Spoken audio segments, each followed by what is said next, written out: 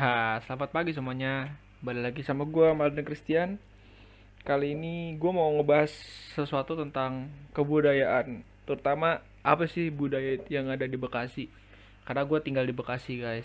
Jadi berbicara mengenai seni budaya, pasti emang gak akan ada habisnya BTW. Namun seiring berjalannya waktu, pemahaman ini mengenai seni ini mulai dipandang sebelah mata. Karena kehadiran seni dan budaya yang sangat-sangat minim, terutama masuknya dari budaya barat, ternyata lebih banyak dikenal sedangkan budaya sendiri dan budaya-budaya di daerah sendiri mulai perlahan ditinggal. Nah, ini sangat disayangkan banget ya teman-teman, karena hal ini harus terjadi. Karena itu menurut saya penting bagi generasi muda untuk kembali mengeksplor seni dan budaya yang ada di Indonesia. Nah, nih, Bekasi merupakan kota urban teman-teman yang mendapat pengaruh kebudayaan dari Betawi. Salah satu pengaruhnya dapat kita lihat dari penggunaan bahasanya. Penduduk asli maupun pendatang yang sudah lama menetap menggunakan bahasa Sunda, dan orang-orang yang pendatang itu biasanya tidak menggunakan bahasa Sunda, teman-teman. Lalu penduduk asli maupun pendatang lebih cenderung menggunakan bahasa Betawi gitu dibanding bahasa Sunda. Bagaimanapun juga percampuran antara Betawi dan Sunda ini membuatnya lebih menarik teman-teman dan unik juga. Lalu ada beberapa budaya di Bekasi ini teman-teman, kalau teman-teman mau tahu. Yang pertama itu ada yang namanya tari topeng. Nah, tari topeng ini bisa dikenal dengan topeng, yang merupakan salah satu jenis kesenian khas Bekasi yang relatif masih ada dan cukup banyak penggemarnya gitu kan. Sama halnya dengan musik gambus teman-teman. Topeng Bekasi ini bisa dimainkan untuk memeriahkan upacara perkawinan, hitanan, kaulan. Nah, akan tetapi bisa juga dimainkan dalam acara-acara resmi seperti menyambut tamu, pentas seni, dan kampanye pemilu, teman-teman. Nah, meskipun dinamakan tarian topeng, namun kesenian ini tuh tidak didominasi oleh tarian aja gitu loh.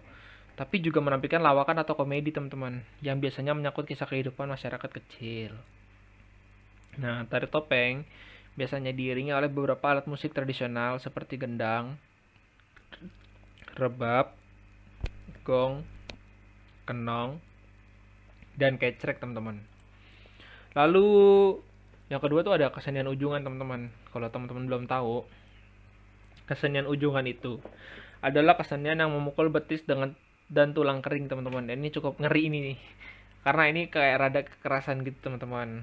Nah, kesenian ini menggunakan kayu aren, dan caranya bermain itu adalah seorang pemain ujungan langsung meloncat-loncat dengan bergaya yang lucu-lucu gitu, teman-teman, agar tidak terkena penonton. Maka arenanya disiapkan terpisah.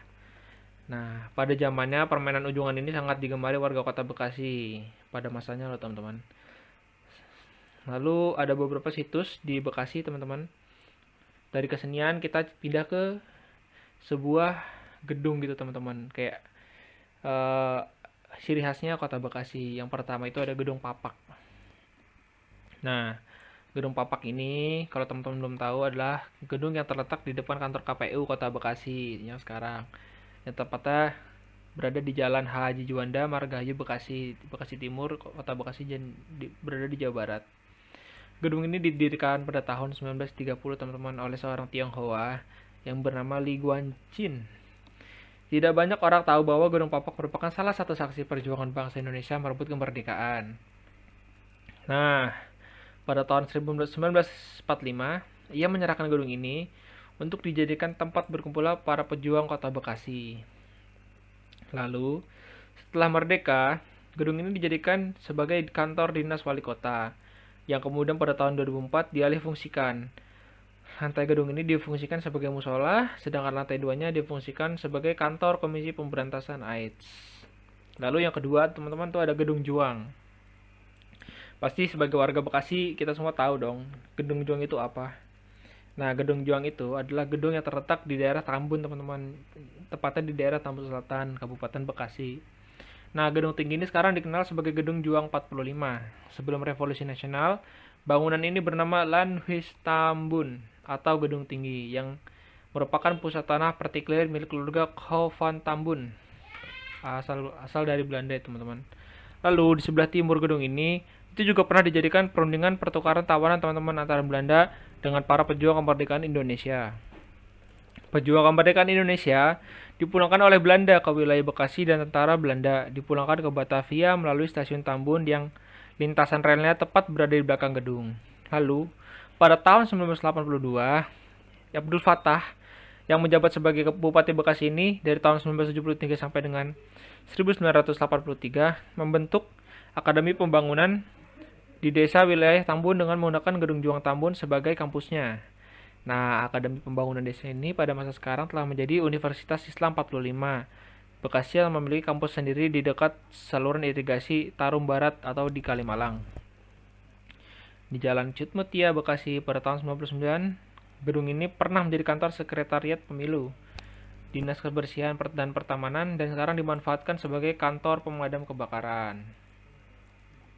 Nah, tadi kan udah budaya, udah gedung situsnya nih teman-teman. Sekarang ini ada yang nggak kalah penting, namanya Situs Buni. Situs Buni terletak di Kampung Buni Pasar Mas, Desa Buni Bakti teman-teman, Kecamatan Babelan.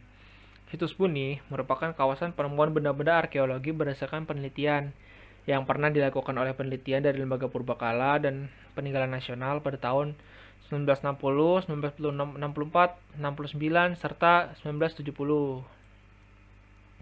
Penelitian ini menghasilkan penemuan beberapa tembikar itu ya teman-teman. Tembikar itu seperti macam-macam bentuk ukuran seperti periuk, mangkok berkaki, kendi, dan tempayan. Ini udah lama banget teman-teman, dan pendikar ini tuh kayak barang-barang antik gitu loh. Selain itu juga ditemukan adanya beliung persegi, artefak logam perunggu dan besi, gelang dari batu dan kaca, perhiasan emas, manik-manik, bandul jala dari terakota, dan tulang belulang manusia. Nah, menurut Ali Anwar ini adalah sejarawan Kota Bekasi teman-teman.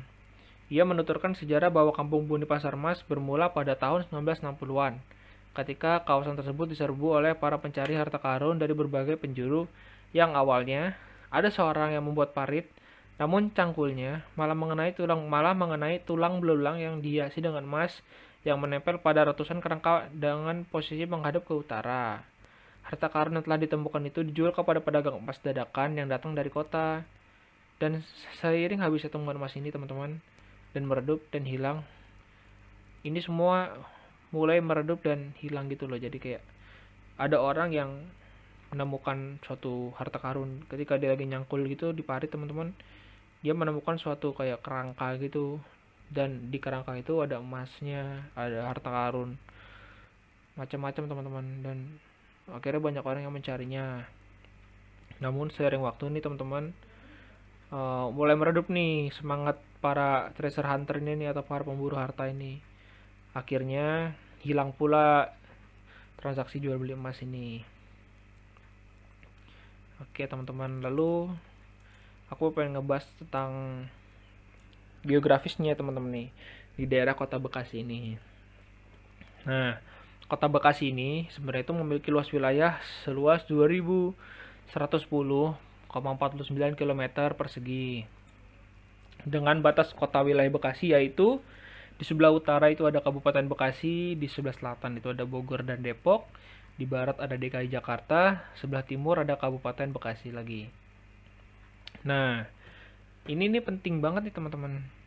Ya, budaya Indonesia ini kayak gak pernah jauh-jauh dari sebuah hal yang sering melekat di kepala kita, dan ini tuh sering dipakai teman-teman buat di acara kenegaraan, acara-acara resmi.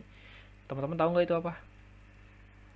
Ya, itu batik teman-teman, bener. Nah, di Bekasi itu juga ada batik loh, namanya batik Tarawang.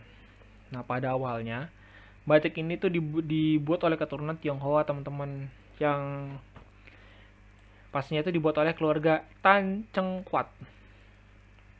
Dan ini motifnya itu dipengaruhi oleh kegiatan masyarakat Bekasi sehari-hari teman-teman. Di antaranya itu ada bambu runcing, ikan gabus, tanjidor, lalu gaya motif batik ini tuh kayak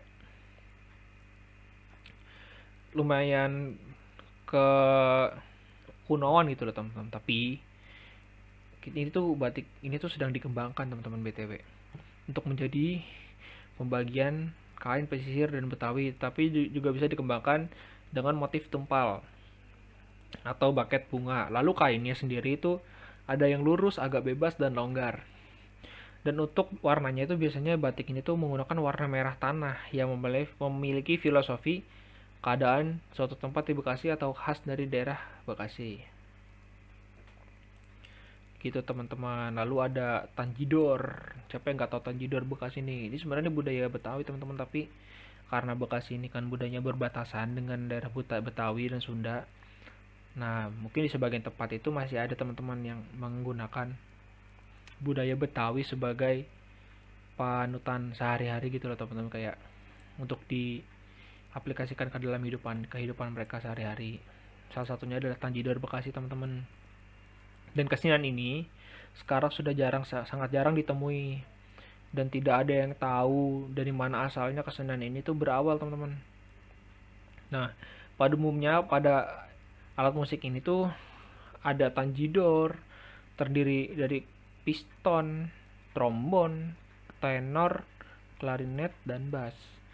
Dan dilengkapi dengan alat musik pukul dengan membran yang biasa disebut dengan tambur atau genderang. Lalu ada tradisi berebut dandang teman-teman. Nah, tradisi ini tuh lucu nih teman-teman. Yang ini tuh mempertontonkan silat. Silat itu ada suatu kebudayaan dari Betawi juga ya teman-teman. Sama Sunda itu silat namanya teman-teman. Dan itu udah seni bela diri kepunyaan Indonesia ya teman-teman. Dan ini tuh benar-benar jangan dibuat remeh teman-teman. Silat itu wah sangat-sangat mengerikan. Jangan sampai dah disilat orang gitu kan, wah lu bahaya lu, jangan macam-macam orang Bekasi lu. Kalau bisa begitu nih teman-teman. Nah, tradisi ini tuh bisa mempertontonkan silat teman-teman, tradisi berebut dandang ini, dan menampilkan berbalas pantun yang biasanya digunakan pada prosesi pernikahan adat Betawi yang ada di Bekasi. Lalu seperti kebanyakan masyarakat pesisir, tradisi sedekah bumi itu juga dilakukan di Bekasi teman-teman. Seperti pesisir Jogja, para nelayan ya teman-teman. Biasanya mereka mengadakan sedekah bumi sehabis berlayar, memancing atau menjala ikan ya teman-teman, untuk menghargai yang maha kuasa atau sesepuh ya teman-teman. Ini sama juga di Bekasi, dan di Bekasi ini biasanya mereka juga banyak nelayan gitu teman-teman, karena Bekasi dekat pantai juga. Akhirnya mereka pun mulai terpengaruh dengan budaya-budaya yang ada di pesisir Jawa, seperti nelayan di Jogja, Cilacap, dan sebagainya teman-teman. Dan ini tuh terjadi di daerah Muara Gembong, Bekasi kebanyakan. Lalu siapa yang nggak tahu wayang kulit teman-teman? Pasti kalian semua tahu kan wayang kulit. Wayang kulit ada kesenian khas Indonesia. Di Bekasi itu juga ada loh teman-teman wayang kulit. Nah, wayang kulit Bekasi ini sebenarnya itu masih sama teman-teman sama latar belakangnya dengan wayang-wayang yang sejenis yang ada di Pulau Jawa. Tetapi yang membedakannya itu adalah faktor sosiologisnya teman-teman, dan pengaruh budaya lingkungannya. Perbedaan lainnya adalah tokoh yang lebih mirip dengan wayang golek seperti Semar, Cepot, Udel, dan Gareng teman-teman. Segi permainannya mungkin dapat pengaruh juga nih dari wayang golek Sunda, sekalipun bahasa yang digunakan adalah bahasa Bekasi teman-teman. Nah, lalu ada yang namanya Bandeng Rorot. Bandeng Rorot teman-teman. Bandeng Rorot ini adalah makanan khas kota Bekasi teman-teman. Itu tuh kayak bandeng presto gitu, ikan yang dibandeng presto gitu. Nah, ini kalau di Bekasi namanya Bandeng Rorot. Itu makanan khas kota Bekasi di mana duri-duri pada ikan bandeng tersebut tak dipisahkan dari daging dan kulitnya. Lalu juga ada bir peletok teman-teman. Bir peletok ini sebenarnya minuman dari Betawi, dan masyarakat Bekasi itu karena terpengaruh juga ya teman-teman dari budaya Betawi, akhirnya mereka mengambil beberapa budaya dari Betawi. Contohnya bir peletok dari segi makanan dan minumannya. Nah, akhirnya bir peletok ini dijadikan minuman khas Bekasi juga ya teman-teman, karena letaknya berdekatan dengan budaya Betawi. Lalu ada dodol. Nggak cuma di Sunda, di Garut, ya kan, dodol. Tapi di Bekasi juga ada dodol, teman-teman. Dodol ini hanya muncul di waktu tertentu aja sih, tapi kayak saat-saat lebaran gitu, pernikahan dan sunatan. Hal ini dikarenakan karena waktu pembuatannya yang relatif lama dan ketersediaan alat yang sangat minim. Lalu ada kue akar kelapa, teman-teman. Nah, kue akar kelapa ini adalah kue yang menyerupai bentuk akar kelapa. Namun, juga ada yang menyebutnya kue procot. Disebabkan karena cara pembuatan ini yang harus dicetak membentuk tabung kecil, kemudian disodok dengan alat sehingga adonan harus diprocotkan untuk dapat keluar masuk ke minyak yang panas. Lalu ada kue geplak. Nah, siapa yang nggak tahu kue geplak? Mimin juga nggak tahu sebenarnya. Nah, akhirnya Mimin jelasin nih. Kue ini adalah kue yang juga biasa ditemukan pada saat lebaran dan menjadi hantaran kue pernikahan masyarakat Bekasi ya teman-teman. Namanya kue geplak. Lalu ada kue gipang. Kue gipang ini adalah kue yang terbuat dari ketan, gula, asam, dan minyak. Kue ini mirip sekali dengan kue rengginang dan berondong. Tapi ini kalau kue gipang ini teman-teman rasanya tuh lebih manis gitu. Jadi enak. Lalu selanjutnya ada kue rengginang. Nah ini berbeda nih sama kue yang tadi tuh kue gipang namanya ya. Kalau kue rengginang ini terbuat dari beras yang setelah diolah kemudian dijemur dan digoreng hingga mengambang.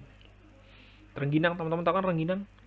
Kalau teman-teman biasa ngeliat toples Oreo nih atau enggak toples biskuit, pas teman-teman buka itu sih rengginang tuh. Wah, teman-teman pasti sakit hati banget kan, kayak keprank gitu kan. Sama saya juga pernah, teman-teman. Di sini ada kue wajik, teman-teman. Nah, kue wajik ini hampir sama dengan kue geplak. Tapi kue wajik ini terbuat dari tepung beras. Hanya saja, kue ini disajikan dengan aneka warna dan rasanya itu sangat manis gitu, teman-teman. Jadi enak. Enak banget sih. Banget. Tapi biasa aja sih.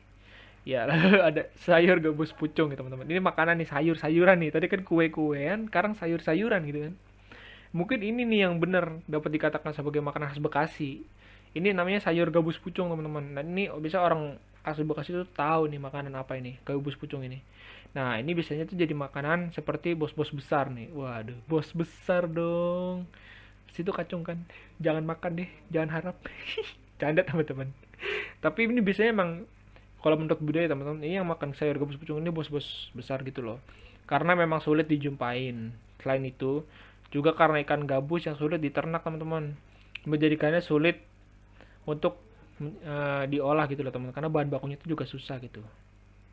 Lalu ada tape uli, teman-teman, yang terakhir.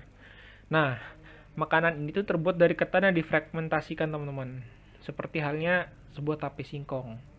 Ya tape, teman-teman, kayak tape campur alkohol gitu, rasanya enak sih. Tape itu manis gitu, sangat gitu. Ya, jadi segitu dulu, teman-teman. Apa sih budaya dari Bekasi dan apa sih yang kira-kira kalian tidak tahu? Saya beritahu di sini budaya Bekasi, teman-teman, sebagian ini. Terima kasih teman-teman udah mau mendengarkan podcast kali ini. Semoga apa yang saya sampaikan kali ini bermanfaat ya, teman-teman, buat pengetahuan teman-teman mengenai kota Bekasi ini.